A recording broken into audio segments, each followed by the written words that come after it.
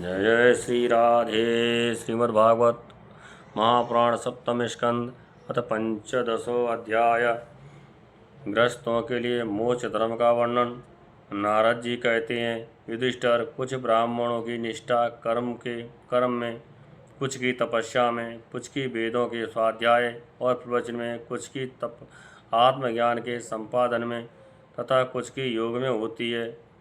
गृहस्थ पुरुष को चाहिए कि श्राद्ध अथवा देव पूजा के अवसर पर अपने कर्म का अच्छे फल प्राप्त करने के लिए ज्ञान निष्ठ पुरुष को ही हव्य काव्य का दान करे। यदि वह न मिले तो योगी प्रवचनकार आदि को यथा योग और यथा क्रम देना चाहिए।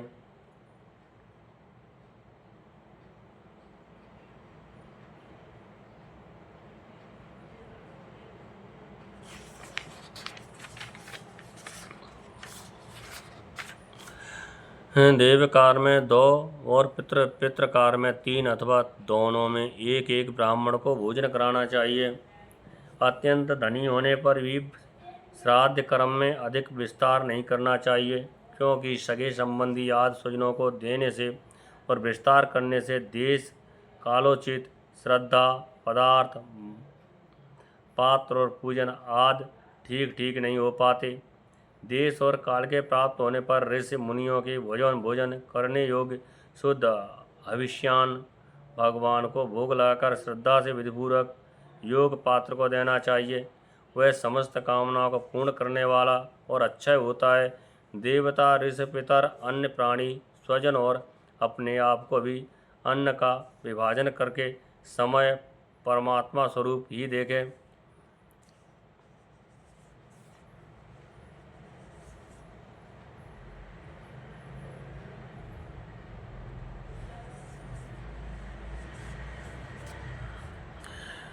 धर्म का मर्म जानने वाला पुरुष श्राद्ध में मांस का अर्पण न करे और न स्वयं ही उसे खाए, क्योंकि पितरों को ऋषि मुनियों के योग आविष्यान्य से जैसी प्रसन्नता होती है, वैसी पशु हिंसा से नहीं होती। जो लोग सद्धर्म पालन की अभिलाषा रखते हैं, उनके लिए इससे बढ़कर और कोई धर्म नहीं है कि किसी भी प्राणी को मन, वाणी और शरीर से किसी प्रकार का कष्ट न दिया जाए। इसी से कोई यज्ञ तत्व को जानने वाले ज्ञानी ज्ञान के द्वारा प्रज्वलित आत्म संयम रूप अग्नि में इन कर्ममय यज्ञों का हवन कर देते हैं और ब्रह्म कर्म कलापों में उपरत हो जाते हैं। जब और बाह्य कर्म कलापों से उपरत हो जाते हैं। जब कोई इन द्रव्यमय यज्ञों से यज्ञ करना चाहता है, तब सभी प्राणी डर जाते हैं। वे सोचने लगते हैं कि यह अपने प्राणों का पोषण करने वाला निर्दयी मूर्ख मुझे अवश्य मार डालेगा। इसलिए धर्मज्ञ मनुष्यों को यही उचित है कि प्रतिदिन प्रारब्ध के द्वारा प्राप्त मुनिजनों चित्त भविष्यान्य से ही अपने नित्य नैमित्तिक कर्म करे तथा उसी से सर्वदा संतुष्ट रहे। अधर्म की 5 शाखाएं विधर्म, परधर्म, आभास, उपमा और छल। धर्म के पुरुष अधर्म के साथ समान ही इनका भी परित्याग कर दे। जिस कार्य को धर्म बुद्धि से करने पर भी अपने धर्म में बाधा पड़े वह विधर्म है। जिस कार्य को धर्म बुद्धि से करने पर भी अपने धर्म में बाधा पड़े वह विधर्म है। किसी अन्य के द्वारा अन्य पुरुष के लिए उपदेश किया हुआ धर्म परधर्म है। पाखंड या दंभ का नाम उपधर्म है तथा उपमा है। शास्त्र के वचनों को दूसरे प्रकार का अर्थ कर देना छल है। मनुष्य अपने आश्रम के विपरीत स्वेच्छा से जिसे धर्म मान लेता है वह आभास है। अपने अपने स्वभाव के अनुकूल जो वर्णाश्रमोचित धर्म है वे भला किसे शांति नहीं देते, किसे शांति नहीं देते। धर्मात्मा पुरुष निर्धन होने पर भी धर्म के लिए अथवा शरीर निर्वाह के लिए धन प्राप्त करने की चेष्टा न करे, क्योंकि जैसे बिना किसी प्रकार की चेष्टा किए अजगर की जीविका चलती ही है, वैसी ही निवृत्त परायण पुरुष की निवृत्ति ही उसकी जीविका का निर्वाह कर देती है। जो सुख अपनी आत्मा में रमण करने वाले निष्क्रिय संतोषी पुरुष को मिलता है, वह उस मनुष्य को भला कैसे मिल सकता है जो कामना और लोभ से धन के लिए हाय हाय करता हुआ इधर उधर दौड़ता फिरता है। जैसे पैरों में जूता पहनकर चलने वाले को कंकड़ और कांटों से कोई डर नहीं होता, वैसे ही जिसके मन में संतोष है उसके लिए सर्वदा और सब कहीं सुख ही सुख है, दुख है ही नहीं। युधिष्ठिर न जाने क्यों मनुष्य केवल जल मात्र से ही संतुष्ट रहकर अपने जीवन का निर्वाह नहीं कर लेता, अपितु रसनेन्द्रिय और जन्नेन्द्रिय के फेर में पड़कर यह बेचारा घर की चौकसी करने वाले कुत्ते के समान हो जाता है। जो ब्राह्मण संतोषी नहीं है, इंद्रियों की लोलुपता के कारण उसके तेज, विद्या, तपस्या और ये यश क्षीण हो जाते हैं और वह विवेक भी खो बैठता है। भूख और प्यास मिट जाने पर खाने पीने की कामना का अंत हो जाता है। क्रोध भी अपना काम पूरा करके शांत हो जाता है, परंतु यदि मनुष्य पृथ्वी की समस्त दिशाओं को जीत ले और भोग ले, तब भी लोभ का अंत नहीं होता।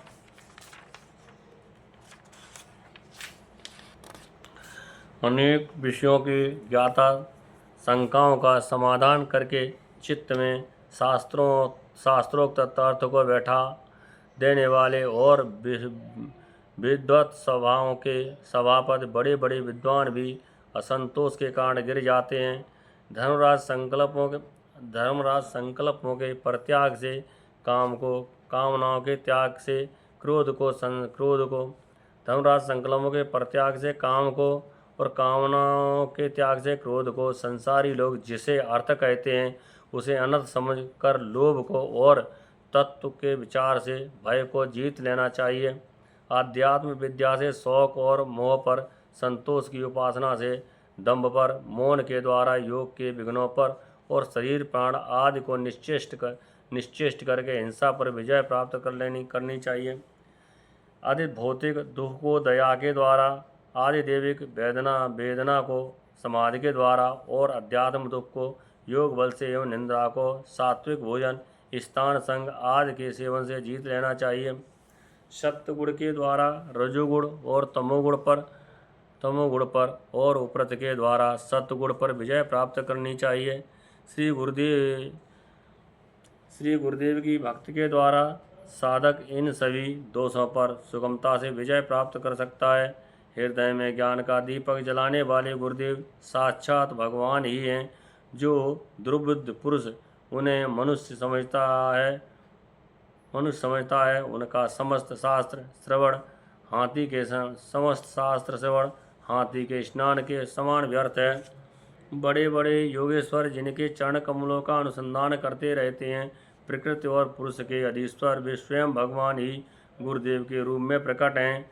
इन्हें लोग भ्रम से मनुष्य मानते हैं। शास्त्रों में जितने भी नियम संबंधी आदेश हैं उनका एकमात्र तात्पर्य यह है कि काम, क्रोध, लोभ, मोह, मद और मत्सर इन 6 शत्रुओं पर विजय प्राप्त कर ली जाए अथवा 5 इंद्रियों और मन ये 6 वश में हो जाएं। ऐसा होने पर भी यदि उन नियमों के द्वारा भगवान के ध्यान चिंतन आदि की प्राप्त नहीं होती तो उन्हें केवल श्रम ही श्रम समझना चाहिए। जैसे खेती, व्यापार आदि और उनके फल भी योग साधना के फल, भगवत प्राप्त या मुक्ति को नहीं दे सकते, वैसे ही दुष्ट पुरुष के स्रोत स्मार्थ कर्म भी कल्याणकारी नहीं होते, प्रत्युत उल्टा फल देते हैं। जो पुरुष अपने मन पर विजय प्राप्त करने के लिए उद्यत हों वह आसक्ति और परग्रह का त्याग करके संन्यास ग्रहण करें, एकांत में अकेला ही रहें और भिक्षा व्रत से शरीर निर्वाह मात्र के लिए स्वल्प और परिमित भोजन करें। युधिष्ठिर पवित्र और समान भूमि पर अपना आसन बिछाएं और सीधे स्थिर भाव से समान और सुख आसन में उस पर बैठकर ओमकार का जप करें। जब तक मन संकल्प विकल्पों को छोड़ ना दे तब तक नासिका के अग्रभाग पर दृष्टि जमाकर पूरक कुंभक और रेचक द्वारा प्राण तथा अपान की गति को रोकें। काम की चोट से घायल चित्त इधर उधर चक्कर काटता हुआ जहाँ जहाँ जाए, विद्वान पुरुषों को चाहिए कि वहाँ से उसे लौटा लाए और धीरे धीरे हृदय में रोके। जब साधक निरंतर इस प्रकार का अभ्यास करता है, तब ईंधन के बिना जैसे अग्नि बुझ जाती है, वैसे ही थोड़ी समय में उसका चित्त शांत हो जाता है। इस प्रकार जब कामनाएं चोट करना बंद कर देती हैं और समस्त वृत्तियां अत्यंत शांत हो जाती हैं, तब चित्त ब्रह्मानंद के संस्पर्श में मग्न हो जाता है और फिर उसका कभी उत्थान नहीं होता। जो सन्यासी पहले तो धर्म, अर्थ और काम के मूल कारण गृहस्थाश्रम का परित्याग कर देता है और फिर उन्हीं का सेवन करने लगता है, वह निर्लज्ज अपने उगले हुए को खाने वाला कुत्ता ही है। जिन्होंने अपने शरीर को अनात्मा, मृत्युग्रस्त और विष्टा क्रम एवं राग समझ लिया था, वे ही मूढ़ फिर उसमें आत्मा मानकर उसकी प्रशंसा करने लगते हैं। कर्म त्यागी ग्रस्त, व्रत त्यागी ब्रह्मचारी, कर्म त्यागी ग्रस्त और व्रत त्यागी ब्रह्मचारी, गांव में रहने वाला तपस्वी, वानप्रस्थ और इंद्रिय लोलुप सन्यासी, ये चारों आश्रम के कलंक हैं और व्यर्थ ही आश्रमों का ढोंग करते हैं। भगवान की माया से विमोहित उन मूढ़ों पर तरस खाकर उनकी उपेक्षा कर देनी चाहिए। आत्मज्ञान के द्वारा जिसकी सारी वासनाएं निर्मूल हो गई हैं और जिसने अपने आत्मा को परम ब्रह्म स्वरूप जान लिया है, वह किस विषय की इच्छा और किस भोक्ता की तृप्ति के लिए इंद्रिय लोलुप होकर अपने शरीर का पोषण करेगा। उपनिषदों में कहा गया है कि शरीर रथ है, इंद्रियां घोड़े हैं, इंद्रियों का स्वामी मन है, मन लगाम है, शब्दादि विषय मार्ग हैं, बुद्ध सारथी है, चित्त ही भगवान के द्वारा निर्मित बांधने की विशाल रस्सी है। 10 प्राण धुरी हैं, धर्म और अधर्म पहिए हैं और इनका अभिमानी जीव रथी कहा गया है। ओमकार ही उस रथी का धनुष है, शुद्ध जीवात्मा बाण और परमात्मा लक्ष्य है। इस ओमकार के द्वारा अंतरात्मा को परमात्मा में लीन कर देना चाहिए। राग, द्वेष, लोभ, शोक, मोह, भय, मद, मान, अपमान, दूसरे के गुणों में दोष निकालना, छल, हिंसा, दूसरों की उन्नति देखकर जलना, तृष्णा, प्रमाद, भूख और नींद, ये सब और ऐसे ही जीवों के और भी बहुत से शत्रु हैं।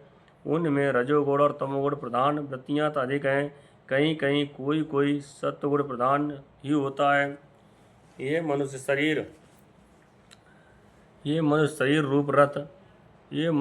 रूप रथ जब तक अपने बस में और इसके इंद्रिय मन आदि सारे साधन अच्छे दशा में विद्यमान हैं, तभी तक श्री गुरुदेव के चरण कमलों की सेवा पूजा से शान धराई हुई ज्ञानी की तीखी तलवार लेकर भगवान के आश्रय से इन शत्रुओं का नाश करके अपने स्वराज सिंहासन पर विराजमान हो जाए और फिर अत्यंत शांत भाव से इस शरीर का भी परित्याग कर दे।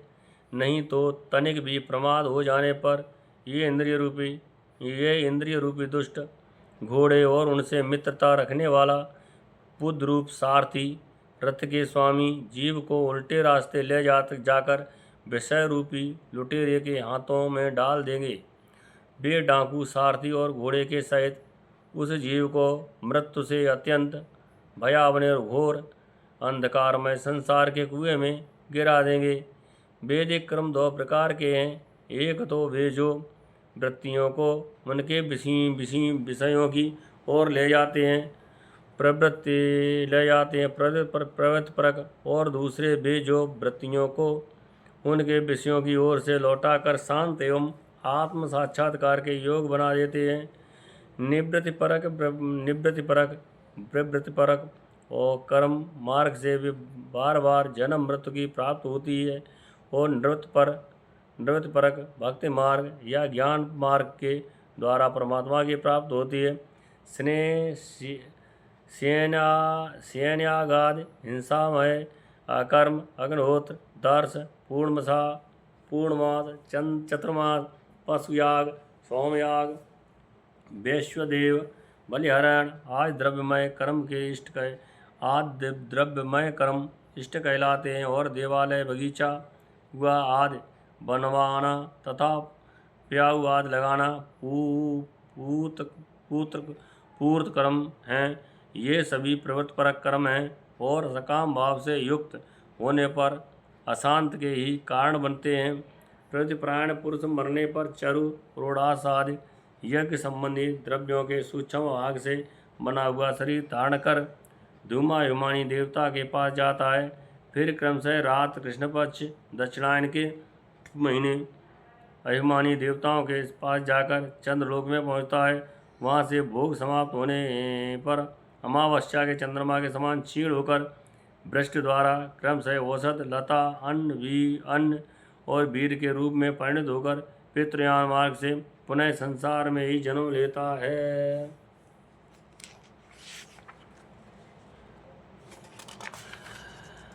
युधिष्ठिर गर्भाधान से लेकर अंत्येष्टि पर्यंत संपूर्ण संस्कार जिनके होते हैं उनको द्विज कहते हैं। उनमें से कुछ तो पूर्वोक्त प्रवृत्ति मार्ग का अनुष्ठान करते हैं और कुछ आगे कहे जाने वाले नृत्य मार्ग का। नृत्य प्रायण पुरुष इष्ट पूर्त और कर्मों से होने वाले समस्त यज्ञों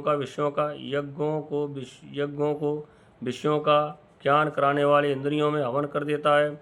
इंद्रियों को दर्शनादि संकलन रूप मन में, बेकारिक मन को परावाणी में और परावाणी को वर्ण समुदाय में, वर्ण समुदाय को ओम ऊ आ ऊ मा इन तीनों अक्षरों के स्वरूप में रहने वाले ओमकार में, ओमकार को बिंदु में, बिंदु को नाद में, नाद को सूत्रात्मा रूप प्राण में तथा प्राण को ब्रह्म में लीन कर देता है। वह निवृत्तनिष्ठ ज्ञानी क्रमशः अग्नि सूर्य दिन सायंकाल शुक्ल पक्ष पूर्णमासी और उत्तरायण के अभिमानी देवताओं के पास जाकर ब्रह्मलोक में पहुंचता है और वहां के भोग समाप्त होने पर वह स्थूलोपाथिक विश्व अपनी स्थूल उपाधि को सूक्ष्म में लीन करके सूक्ष्म पाधिक तेजस हो जाता है। फिर सूक्ष्म उपाधि को काण में लय करके काणोपाधिक प्राज्ञ रूप से स्थित होता है। फिर सबके साक्षी रूप से सर्वत्र अनुगत होने के कारण साक्षी ही स्वरूप में कारणोपाधि का लय करके त्वरीय रूप से स्थित होता है। इस प्रकार दृश्य का लय हो जाने पर वह शुद्ध आत्मा रह जाता है। यही मोक्ष पद है। इसे देवयान मार्ग कहते हैं। इस मार्ग से जाने वाला आत्मोपासक संसार की ओर से निवृत्त होकर क्रमशः एक से दूसरे देवता के पास होता हुआ ब्रह्मलोक में जाकर अपने स्वरूप में स्थित हो जाता है। वह प्रवृत्ति मार्ग के समान फिर जन्म मृत्यु के चक्कर में नहीं पड़ता। ये पितृयान और देवयान दोनों ही वेदोक्त मार्ग हैं। जो शास्त्रीय दृष्टि से इन्हें तत्व जान लेता है वह शरीर में स्थित रहता हुआ भी मोहित नहीं होता। पैदा होने वाले शरीर के पहले भी कांड रूप से और उनका अंत हो जाने पर भी उनकी अविद रूप से जो स्वयं विद्यमान रहता है, जो भोग रूप से बाहर और भोक्ता रूप से भीतर है तथा ऊंच और नीच जानना और जानने का विषय वाणी और वाणी का उस विषय अंधकार और प्रकाश आदि वस्तुओं के रूप में जो कुछ भी उपलब्ध होता है वह स्वयं ये तत्ववेत्ता ही है। इसी से मोह उसका स्पर्श नहीं कर सकता। दर्पण आदि में दीख पड़ने वाला प्रतिबिंब विचार और युक्ति से बाधित है, उसका उनमें अस्तित्व है नहीं, फिर भी वस्तु के रूप में तो वह दिखता ही है। वैसे इंद्रियों के द्वारा दिखने वाला वस्तुओं का भेद भाव भी विचार युक्त और आत्मानुभव से असंभव होने के कारण वस्तुतः न होने पर भी सत्य प्रतीत होता है। पृथ्वी आदि पंचभूतों से यह शरीर का निर्माण नहीं करता। पृथ्वी आदि पंचभूतों से शरीर का निर्माण नहीं हुआ है। वास्तविक दृश्य देखा जाए तो ना तो वह उन पंचभूतों का संघात है और न विकार या परिणाम ही, क्योंकि ये अपने अवयवों से ना तो पृथक हैं और न उनमें अनुगत ही हैं, अतएव मिथ्या हैं। इसी प्रकार शरीर कारण रूप पंचभूत ही अवयवी होने के कारण अपने अवयवों सूक्ष्म भूतों से भिन्न नहीं है, अवयव रूप है ही है। जब बहुत खोजबीन करने पर भी अवयवों के अतिरिक्त अवयवी का अस्तित्व नहीं मिलता, वह असत ही सिद्ध होता है। तब अपने आप ही ये सिद्ध हो जाता है कि ये अवयव ही अवयव ही असत्य ही है। जब तक अज्ञान के कारण एक ही परम तत्व में अनेक वस्तुओं के भेद मालूम पड़ते रहते हैं, तब तक ये भ्रम भी रह सकता है कि जो वस्तुएं पहले थीं वे अब भी हैं, और स्वप्न में भी जिस प्रकार जागृत स्वप्न आदि अवस्थाओं के अलग अलग अनुभव होते ही हैं तथा उनमें भी विधि निषेध के शास्त्र रहते हैं, वैसे ही जब तक इन भिन्नताओं के अस्तित्व का मोह बना हुआ है तब तक यहाँ भी विधि निषेध के शास्त्र हैं ही।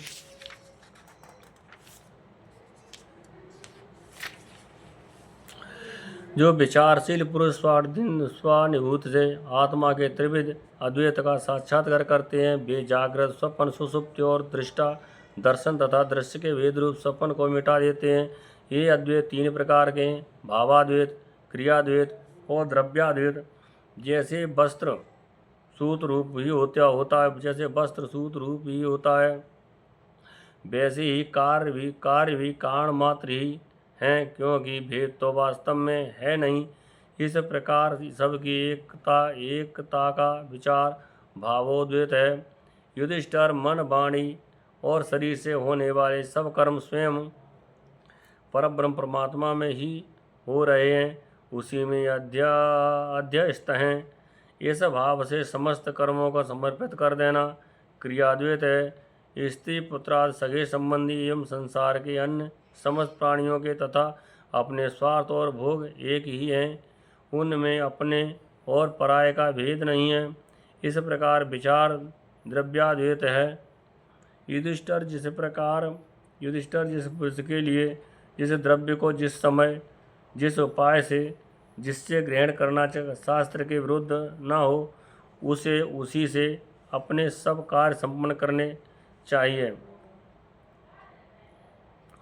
आपत्ति काल को छोड़कर इससे अन्यथा नहीं करना चाहिए। महाराज, भगवत भक्त मनुष्य वेद में कहे हुए इन कर्मों के तथा अनन्य स्वकर्मों के अनुष्ठान से घर में रहते हुए भी श्री कृष्ण की गति को प्राप्त करता है। युधिष्ठिर, जैसे तुम अपने स्वामी भगवान श्री कृष्ण की कृपा और सहायता से बड़ी बड़ी कठिन विपत्तियों से पार हो गए हो और उन्हीं के चरण कमलों की सेवा से समस्त भूमंडलों को जीत कर तुमने बड़े बड़े राष्ट्रीयाद यज्ञ किए हैं।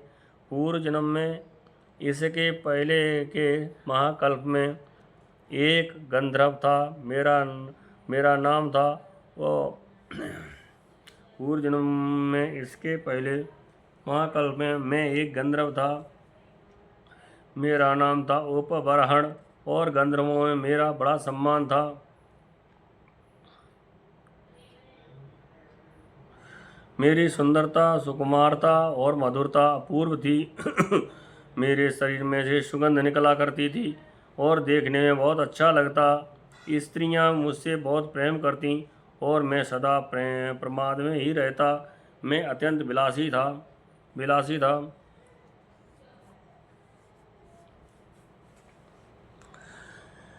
एक बार देवताओं के यहाँ ज्ञान सत्र हुआ, उसमें बड़े बड़े प्रजापति आए थे। भगवान की लीला का गान करने के लिए उन लोगों ने गंधर्व और अप्सराओं को बुलाया। मैं जानता था कि वह संतों का समाज है और वहाँ भगवान की लीला का ही गान होता है, फिर भी मैं स्त्रियों के साथ लौकिक गीतों का गान करता हुआ उन्मत्त की तरह वहाँ जा पहुँचा।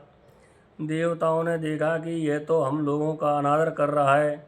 उन्होंने अपनी शक्ति से मुझे शाप दे दिया कि तुमने हम लोगों की अवहेलना की है, इसलिए तुम्हारी सारी सौंदर्य संपत्ति नष्ट हो जाए और तुम शीघ्र ही शूद्र हो जाओ। इनके हिसाब से मैं दासी का पुत्र हुआ, किंतु उस शूद्र जीवन में किए हुए महात्माओं के सत्संग और सेवा शुश्रूषा के प्रभाव से मैं दूसरे जन्म में ब्रह्मा जी का पुत्र हुआ। संतों की अवहेलना और सेवा का यह मेरा प्रत्यक्ष अनुभव है। संत सेवा से ही भगवान प्रसन्न होते हैं। मैंने तुम्हें ग्रस्तों का पाप नाशक धर्म बतला दिया। इस धर्म के आचरण से ग्रस्त भी अनायास ही सन्यासियों को मिलने वाला परम पद प्राप्त कर लेता है। युधिष्ठिर, इस मनुष्य लोक में तुम लोगों के भाग्य अत्यंत प्रशंसनीय हैं, क्योंकि तुम्हारे घर में साक्षात परमात्मा मनुष्य रूप धारण करके गुप्त रूप से निवास करते हैं। इसी से सारे संसार को पवित्र कर देने वाले ऋषि मुनि बार बार उनका दर्शन करने के लिए चारों ओर से तुम्हारे पास आया करते हैं। बड़े बड़े महापुरुष निरंतर जिनको ढूंढते रहते हैं, जो माया के लेस से रहित परम शांत परमानंदानुभव स्वरूप ब्रह्म परमात्मा हैं। भी तुम्हारे प्रिय हितैषी ममेरे भाई पूज्य आज्ञाकारी गुरु और स्वयं आत्मा श्री कृष्ण हैं। शंकर ब्रह्मा आदि